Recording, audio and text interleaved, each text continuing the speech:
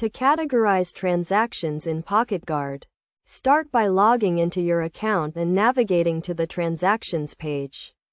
Here you will see a list of all your transactions, including income and expenses. To categorize a transaction, click on the transaction you want to categorize and select the Edit option. This will bring up a menu where you can choose the category for the transaction.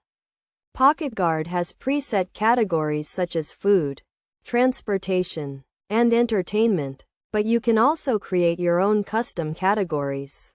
For example, if you have a transaction for a purchase at a coffee shop, you can categorize it as food or create a custom category for dining out. It is essential to be consistent when categorizing transactions, so it is a good idea to create a system and stick to it.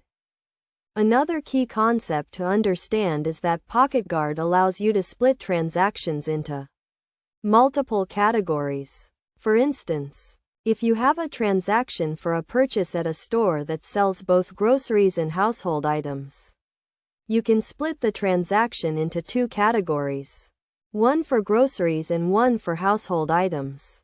Best practices for categorizing transactions in Pocketguard include regularly reviewing your transactions to ensure they are accurately categorized, using the preset categories as a starting point and creating custom categories as needed, and being consistent in your categorization system.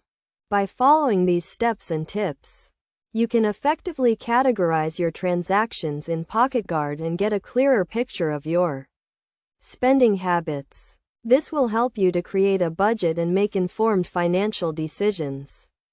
Categorizing transactions is a crucial step in managing your finances, and Pocketguard makes it easy to do so.